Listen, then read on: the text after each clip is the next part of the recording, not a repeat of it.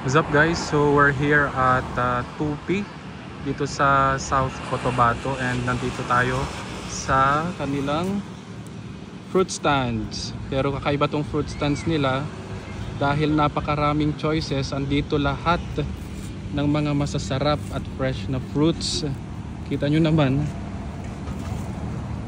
dito yung mga pineapples. Gaganda ng pineapples nila. Pila dito diri sa pinya nyo?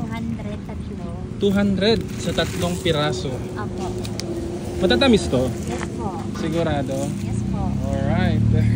And then yan, ito yung kanilang solo papaya. Pila dire? Nag-10 ang kilo. 10 piso isang kilo. Yes po.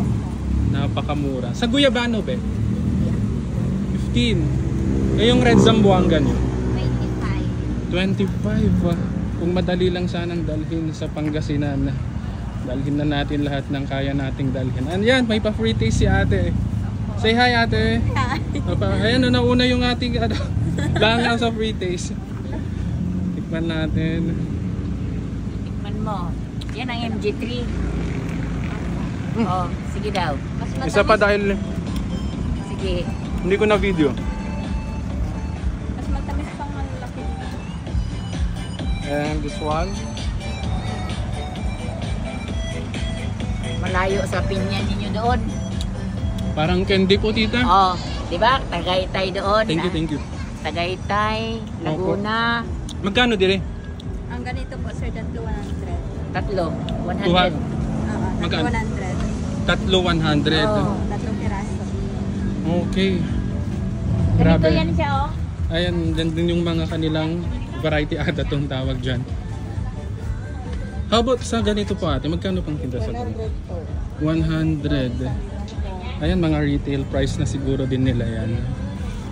Meron sila dito yung avocado. And durian, magkano sa durian po? 170. Ayan. Napakasarap ng mga choices dito. Yung pomelo miss? 100 per kilo.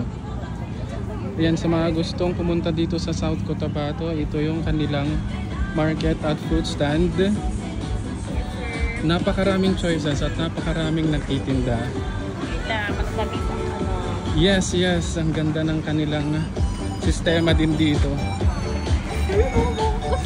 Mindanao is really a perfect place para sa mga turista. Napakarami pong tao dito ngayon. And yan, sunod-sunod po yung gustong magpa-free taste. Grabe. Ayun yung avocado nila na maganda. Magkano doon? 150 ang kilo. 150 yung avocado yan. Nasa display yan ng mga dole minsan. Lahat ng nagtitinda dito, kanya-kanyang paandar. Ayan. Siyempre yung music natin, kung naririnig nyo,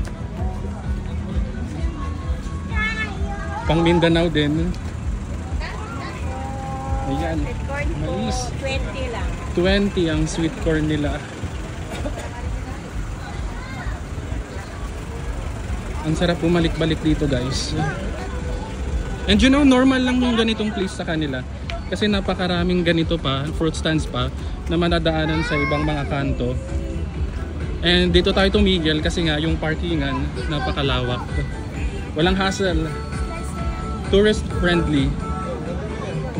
Ayan, dun yung mga saging. And may other fruits din naman na hindi grown dito. Para pampadagdag ng display.